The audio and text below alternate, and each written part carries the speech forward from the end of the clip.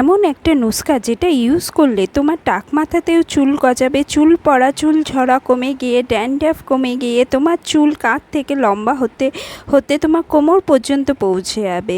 তোমার স্ক্যাল্প যদি প্রচণ্ড দেখা যাচ্ছে, একদম টাক পড়ে যাচ্ছে, তাহলে আজকের এই রেমেডিকে ট্রাই করো।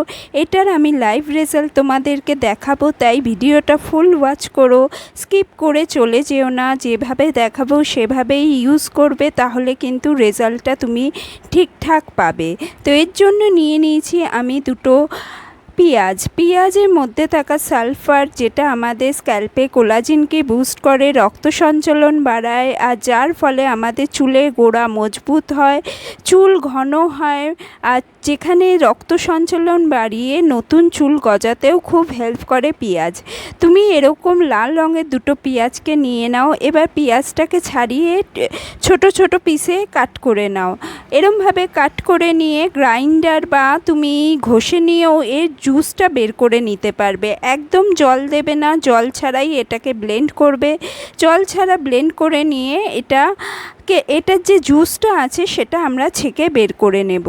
পেঁয়াজের জুস কিন্তু চুলে যদি স্ক্যাল্পে যদি লাগাও, সপ্তাহে 3 দিন যদি তুমি লাগাতে পারো, তাহলে চুল পড়া বন্ধ হয়ে চুল হয়ে যাবে ঘন, আর চুল তোমার লম্বা হতেও শুরু করবে।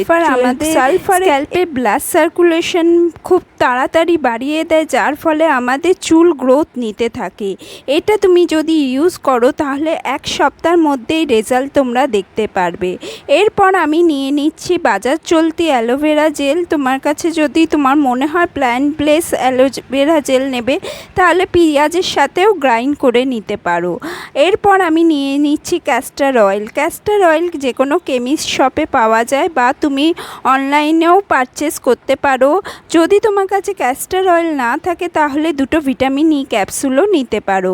ক্যাস্টর অয়েল আমাদের নতুন চুল গজাতে হেল্প করে। ক্যাস্টর অয়েল ডাইরেক্ট চুলে লাগানো যায় না, কারণ এটা খুব থিক হয়, কিন্তু আমাদের চুলের জন্য, নতুন হেয়ার গ্রোথের জন্য কিন্তু দারুণভাবে কাজ করে। এরপর তুমি এটাকে তুলোর সাহায্যে স্ক্যাল্পে আস্তে আস্তে করে লাগিয়ে নাও। তুমি যদি অয়েলিং করে থাকো তাহলেও এটা লাগাতে পারবে। শ্যাম্পু করার পুরো 1 ঘন্টা আগে এটাকে লাগিয়ে নাও। যদি তোমার এক্সট্রা পেঁয়াজের রস অনেকটা বেঁচে যায়, তাহলে শ্যাম্পুর সাথে মিক্স করেও লাগাতে পারো, কিন্তু সেই পেঁয়াজের রসকে স্টোর করতে পারবে না, কারণ পেঁয়াজের রসের যে গুণাবলী সেটা অক্সিডাইজ হয়ে যায়। তার জন্য তোমার পরিমাণ মতো, আমি দুটো পেঁয়াজ দেখিয়েছি বলে তোমার যদি মনে হয় যে দুটো পেঁয়াজে অনেকটা বেশি হয়ে যাবে রস, তাহলে তুমি একটা পেঁয়াজও নিতে পারো। বন্ধুরা, স্ক্যাল্পে আস্তে আস্তে তুমি এটাকে লাগিয়ে নাও, লাগিয়ে হালকা হাতে মালিশ করো। তুমি দেখতে পাচ্ছ আমার স্ক্যাল্প কিন্তু অনেকটাই ফাঁকা ফাঁকা, কারণ আমার চুল প্রচণ্ড পড়া শুরু করেছে। গরম পড়তে না পড়তেই চুল কিন্তু প্রচণ্ড পড়া শুরু হয়ে গেছে, এর জন্য স্ক্যাল্প অনেক ফাঁকা দেখাচ্ছে।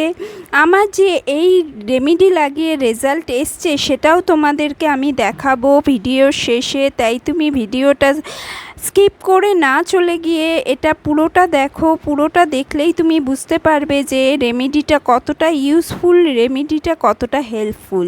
তো এইভাবে লাগিয়ে তুমি 1 ঘন্টার জন্য রেখে তারপরে শ্যাম্পু করে নাও। সপ্তাহে 3 দিন এই রেমেডি ইউজ করো।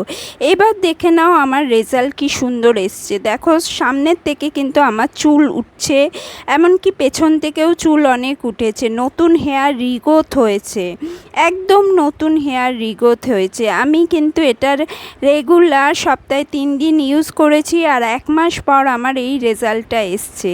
এই ভিডিওটা আমার আগের থেকেই বানানো ছিল।